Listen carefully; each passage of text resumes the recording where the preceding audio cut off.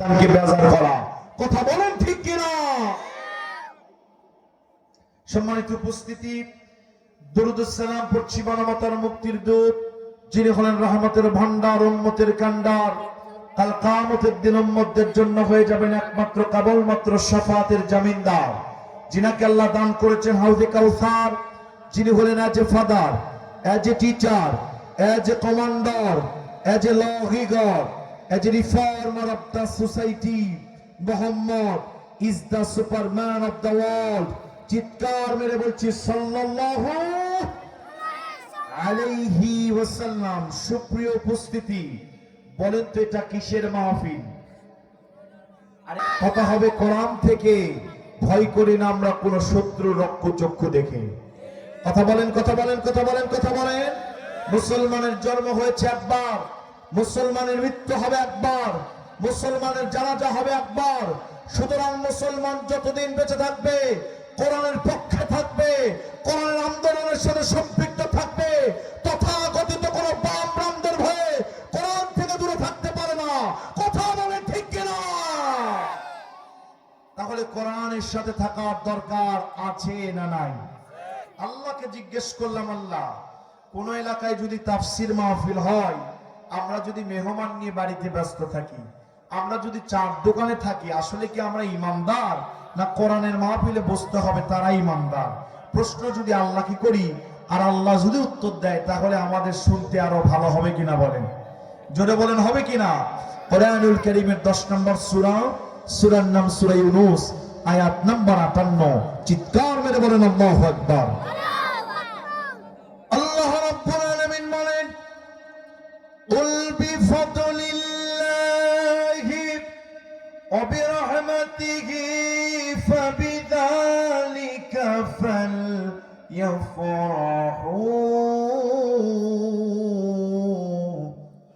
ফাবিযালিকা ফালইফরাহু হুয়া খায়রুম মিম্মা ইয়াজমাউন।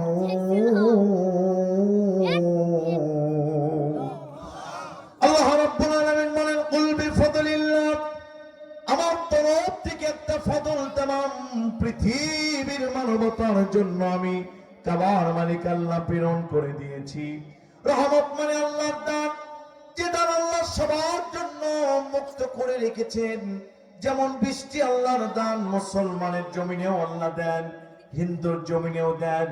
কিন্তু তাফসিরে জাবেরি বলছে, ফজল মানে আল্লাহর গায়বী খাজানা, যেটা আমার কাবার মালিক আল্লাহ পৃথিবীর কারো জন্য মুক্ত করে না। আল্লাহ বলছেন এই আয়াতে, আইবি ফাদলিল্লাহিল কোরআন, ফজল মানে আল্লাহর কোরআন। কোরআনের মাহফিল যারা পেয়েছো, কোরআনের আলেম ওলামা যারা পেয়েছো, কোরআনের আন্দোলন যারা পেয়েছো, তোমরা দূরে থাকবে না, আনন্দ চিত্তে প্রফুল্ল মন নিয়ে আল্লাহর কোরআনের সাথে সম্পৃক্ত হয়ে যাবে।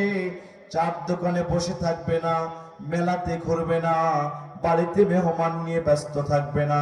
আমার কোরআনের মাহফিলে যখন তুমি বসে যাবে, আমি আল্লাহ বলছি শোনো, ফাবিযালিকা ফালইফরাহু হুয়া খায়রুম মিম্মা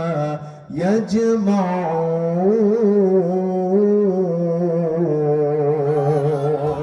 আমার কোরআনের মাহফিলে যখন আমার বান্দারা বসে যাবে, আমি কাবার মালিক আল্লাহ বলছি, কোরআনের মাহফিলে যদি কোন মানুষ বসে যায়, এই মানুষের উপর নাযালাত আলাইহিমুস সাকিনাহ, আকাশ থেকে আমি রহমত নাজিল করব। আমার বান্দার ইমাম যদি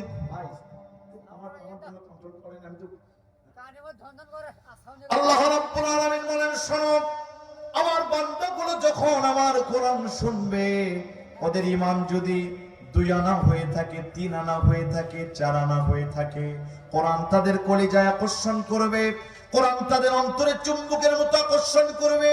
তাদের ঈমান কি হবে জানো নাকি? তুলিয়াত আলাইহিম আয়াতুহু যাদাতহুম ঈমানাও ওয়া আলা রাব্বিহিম ইয়াতাওয়াক্কালুন। আমার বান্দাগুলো যখন আমার কোরআনের মাহফিলে বসে যাবে, ওদের ঈমানগুলো চতুর্গুণে বৃদ্ধি হতে থাকবে। এমন সময় জীবনের গুনাহগুলো স্মরণ করে ফেলবে, তাফিদু মিনাদ দামাই, চোখ দিয়ে ঝড় নয়নে পানি বের হয়ে যাবে। আমি কাবার মালিক আল্লাহ আমার বান্দার চোখের পানি সহ্য করতে পারবো না। ইল্লা মান তাবা ওয়া আমানা ওয়া আমিলা আমালান সালিহা ফাউলাইকা ইউবাদদিলুল্লাহু সাইয়্যাতিহিম হাসানাত।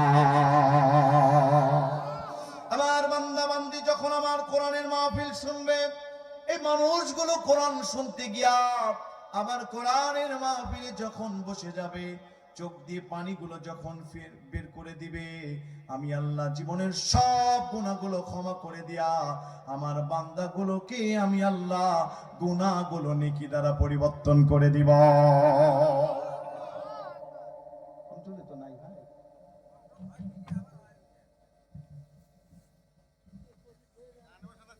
বাইরে রিপোর্টটা একটু আসতেছে না, তো কেউ আসতেছে।